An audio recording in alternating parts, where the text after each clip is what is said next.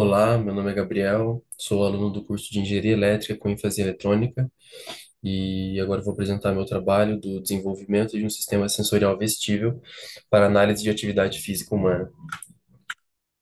Bom, primeiramente, então, sobre a motivação, há estudos que provam que a terapia de caminhada é um método utilizado para melhorar a saúde e a habilitação de locomoção de indivíduos com alguma disfunção nos membros inferiores.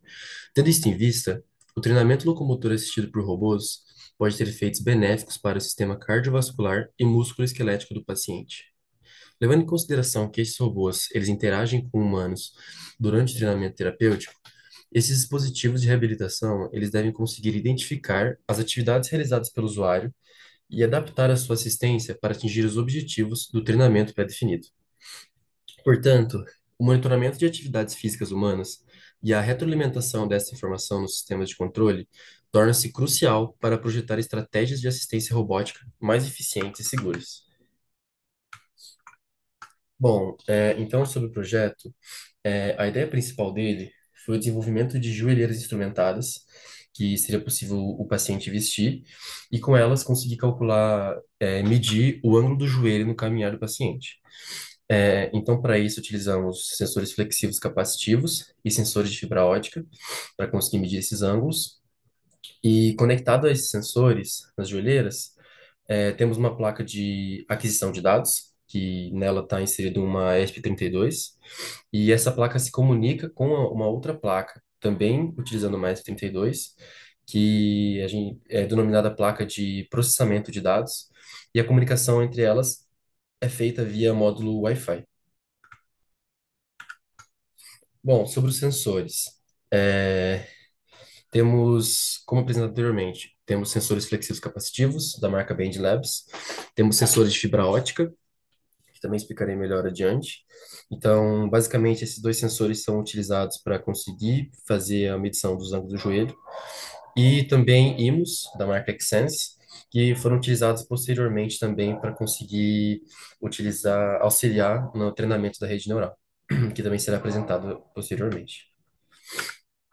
Bom, então sobre os sensores.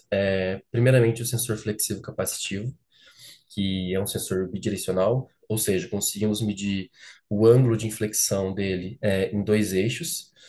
Portanto, se analisar naquela figura ali, ele tem uma haste, que é uma haste flexível, e a partir dessa haste, se você tem algum tipo de flexão nela, tem uma variação nessa tensão de saída desse sensor, e com isso a gente consegue utilizar para medir o ângulo, né? A figura da direita, então, temos o outro sensor, que é o sensor de fibra ótica, uma representação básica dele. E, portanto, é uma fibra polimérica, então é uma fibra flexível, certo? Então conseguimos fazer flexões nela também, para conseguir medir esse ângulo.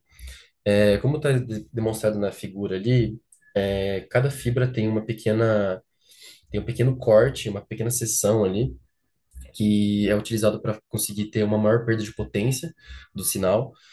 Então, numa das extremidades dessa fibra, a gente vai ter um diodo transmissor, que vai ser responsável por transmitir a luz, certo?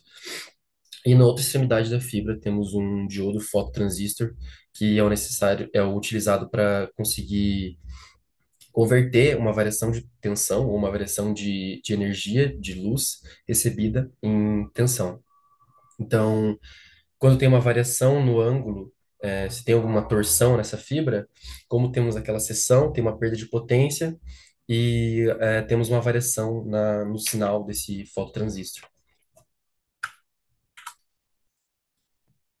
Bom, como o ângulo, esses dois sinais desse sensor do flexível capacitivo e do sinal da fibra ótica não são sinais que se comportam de forma linear, não tem uma relação linear entre eles com o ângulo do joelho.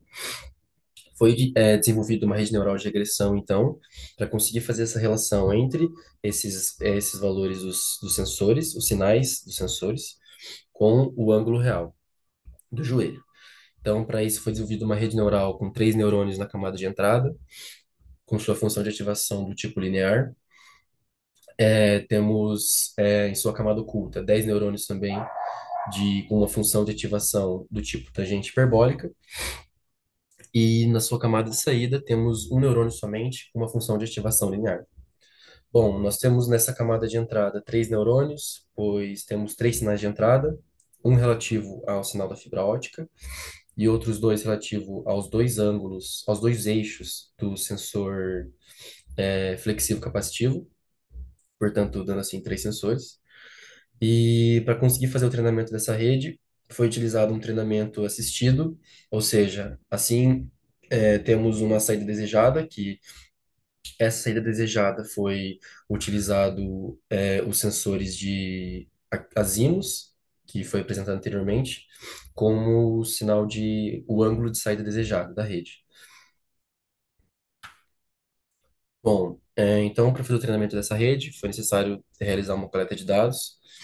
A coleta de dados, ela foi realizada utilizando um conjunto de treinamento, de testes com usuários caminhando a 1 metro por segundo e a 2 metros por segundo, com duração de 30 segundos cada um dos testes. Um teste sentando e levantando, com duração de 5 repetições, e um teste subindo e descendo escadas, com duração de 60 segundos. Bom, cada um desses testes, depois de ter realizado essa coleta de dados, foi realizada uma separação nesse conjunto de dados coletados, onde foi utilizado 75% desses dados para treinamento e 25% para inferência, primeiros testes de inferência.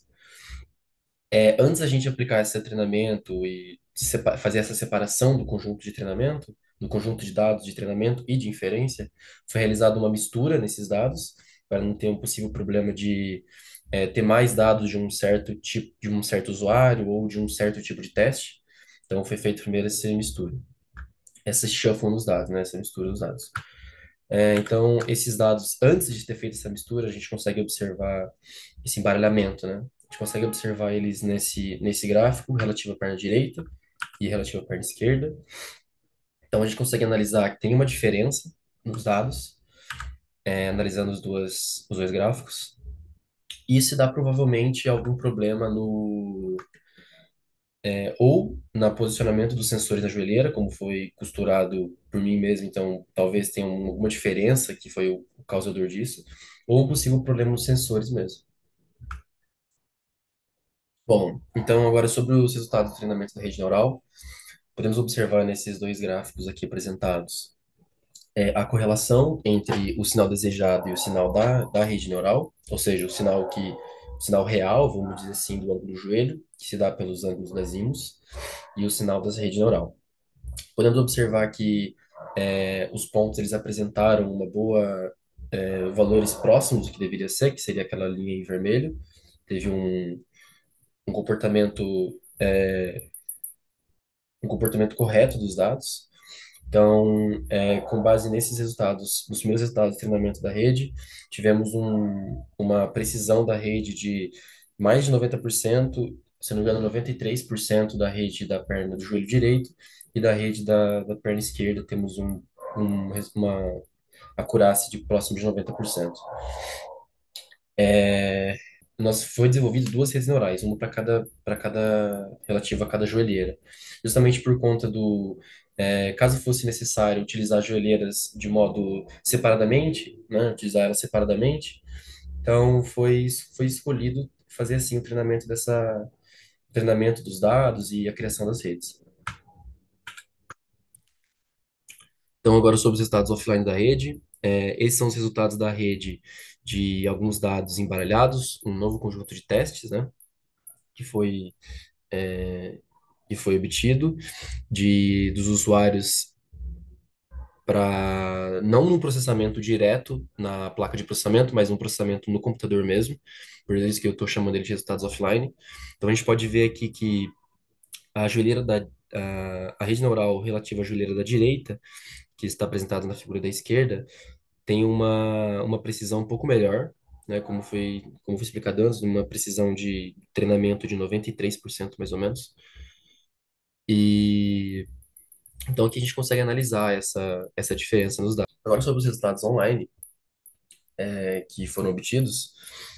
Então aqui são um novo conjunto de testes novamente, que já está fazendo esse processamento na placa de processamento, ou seja, as redes neurais já estão funcionando na placa de processamento, em tempo real. Então aqui a gente consegue ver na perna da esquerda, o joelho da esquerda, apresentado na figura da direita, temos um resultado um pouco inferior ao resultado apresentado pela figura da esquerda, que é relativo à joelheira da direita. Então, podemos observar que, mesmo para uma mesma pessoa, temos um resultado diferente nas duas joelheiras, muito provavelmente devido ao conjunto de treinamento dessas redes, que foi diferente, e possivelmente decorrente do posicionamento dos sensores ou de algum possível problema nos sensores. Então, essa imagem aqui é de um usuário caminhando a 1 metro por segundo, e nessa aqui é um resultado apresentado a 2 metros por segundo. Nessa aqui podemos observar que a joelheira, a rede neural treinada teve um resultado um pouquinho melhor, principalmente na da direita, da rede da direita, que está apresentada na figura da esquerda.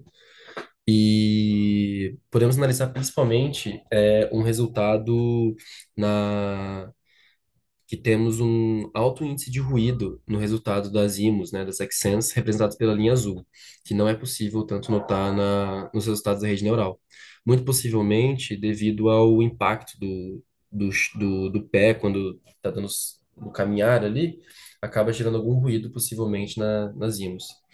E analisando a rede relativa ao joelho esquerdo, temos um resultado um pouco inferior também, mas que não tem um ruído tão grande, ainda assim inferior ao resultado da joelheira da perna direita. Bom, seria basicamente isso no trabalho, e qualquer dúvida estou à disposição para explicar melhor na apresentação do dia 18.